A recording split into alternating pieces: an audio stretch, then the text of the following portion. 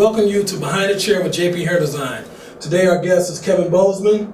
Kevin is a comedian, and I'm happy to have this guy on the show. I'm not just a comedian. I do other things. I act. Okay. I produce. But I'm mostly a comedian. I accept comedian, but yeah, he's a comedian. He's funny. Actor / comedian, but mostly comedian until I become more of an actor, and then I'll be less comedian. But I'll always be a comedian, if you can figure that out. Yes, sir. Kevin and I, you went to school at UW Whitewater. Kevin's right. a basketball player. I played a little football. Yeah, you did play a little football. Yeah. So, man, where... That slot receiver, he was nice. Right. He's nice in the slot, yo. I do have film to show. Give him that third eight. Give him that little hook pattern, JP. Yes, sir. It will get caught. That's right. You had hands. You had hands. You wasn't exactly a burner, but you had hands. Exactly. I didn't have that burning speed.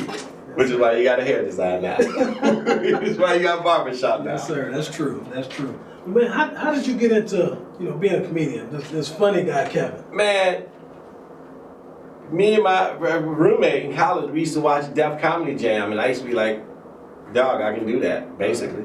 I used to be like, I can do it. Uh-huh. And he's like, oh yeah, if you think you can do it, do it. So I just went to an open mic here in Madison, didn't tell anybody, just got up on stage, did it a couple of times, then didn't think about it, and I just kind of had an itch, like I just wanted to see if I can I never thought that I wanted to do it for a living, and then I just kind of did it, and then just kept doing it, and I started getting better at it, and then I just started to really enjoy it, and it's better than the prospect of being a 9 to 5 and seeing the same people every day. There's some variety to the job. Right.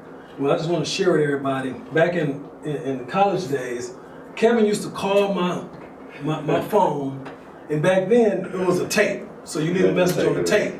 He would use the whole tape up talking about mice conventions and rat traps, all types of stuff. Man. I wouldn't ever get no more messages except the one he gave. Yeah. That was our running joke with each other. We would call and leave each other long, pointless, useless voicemails just so no one else could leave a message. Yes, sir.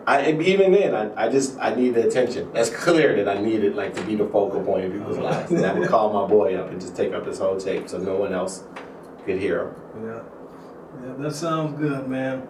So what makes a good comedian? A lot of people think they're funny. A lot of people get on stage, but everybody can't do it. What's the key? Relatability, timing, and delivery. You can talk about almost anything you want if you package it and sell it right. And then, there's a lot of funny people that's not really comfortable on stage, so therefore they don't make it as a comic because they can never get that comfort. Audiences don't know, but they're very in tune with things. They don't know why they're not enjoying the show, but they're not enjoying the show a lot of times because that person on stage is uncomfortable and it's making them uncomfortable. Gotcha. But if you're confident and then you believe in the things that you say is funny, like for example, jokes that I told 8 years ago, I told them and I got really big laughs, but if I told them now, I may not get big laughs because I've grown out of that material. I think differently, so it's not as funny to me. But back then when I first wrote it, it was real and it was fresh. So when I did that joke, it would be funny. It'd be funny to me, and that's how I sold it. But now, I view the world differently, so I might say the joke, but it may not get the same response because I don't have the same conviction. Okay. Been everywhere, man. I was in Vegas recently. I got a deal on my plane ticket, Chicago to Vegas, $192 round trip. Yeah. Taxes and surcharges, $383, Chicago to Vegas. Round trip. You ever fly? Look at your plane ticket. It's a ripoff. They actually charge you $5 for a September 11th security fee. Maybe it's just me. That's kind of thought. That came with the flight. I buy a plane ticket and you don't crash into a building. They like, nope, that costs $5 extra. And I just feel like if you ever on a plane and it gets hijacked, you got the right to stand up and be like, who didn't pay their $5?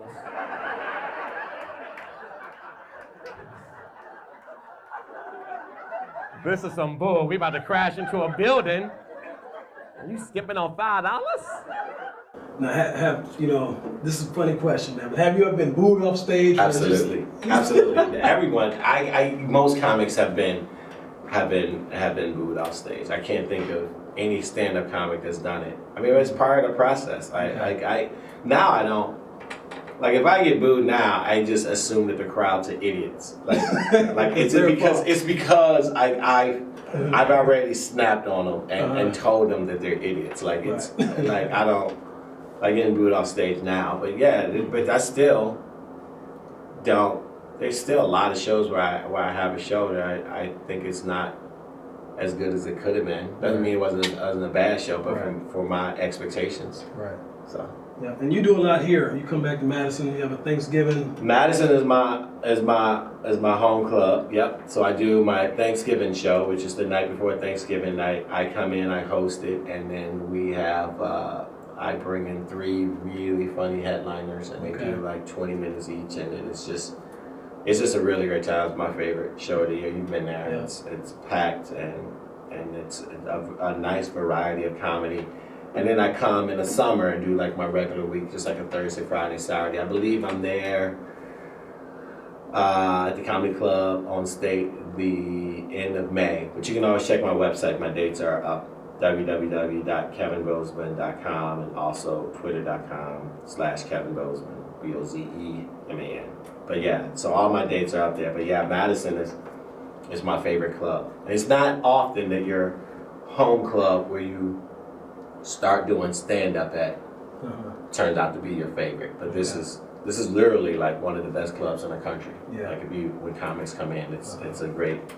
Yeah. You pack the house when you come. Everybody, the buzz get around. We hear it on the radio and you hear people talking about Kevin Bozeman in town. So yeah, man, get your tickets early because if you don't, it's a good time, man. It's a good time. I like some places that I go to where I have really good following. So I appreciate the love that people come out.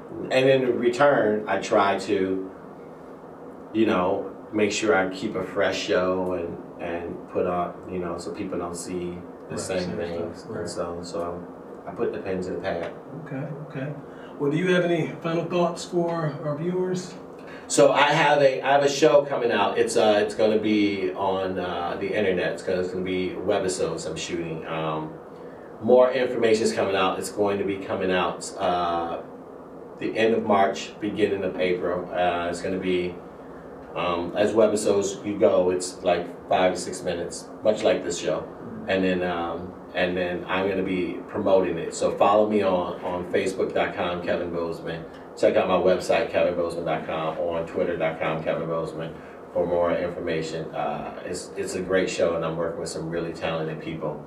Like, I enjoy what I do. JP has been really good at what he does, and it's good when two young brothers start out and they're in college and they have visions of where they want to go. You had a better vision than I did. Mine was like, I can't do anything else. Like, I have to do comedy.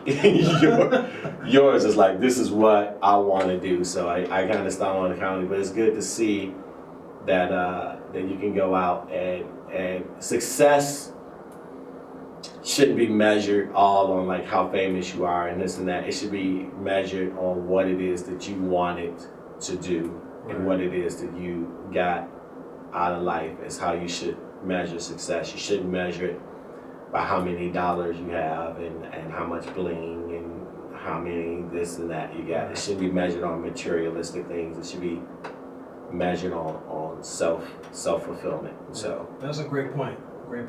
Yeah. I appreciate that. Hey man, yes, anytime, dog. Anytime. Yeah. Make sure you guys go to his website. We got it here on the screen. Go to his website. He's touring all throughout the U.S. and he'll be here in Canada. So he'll be here in May and back again in November. So make sure you guys get out and check him out. And Kevin, hey man, great to have you on. Yes, it is good. It is good to be back in my adopted city of Madison, Wisconsin. Yes, all right, man. Peace out.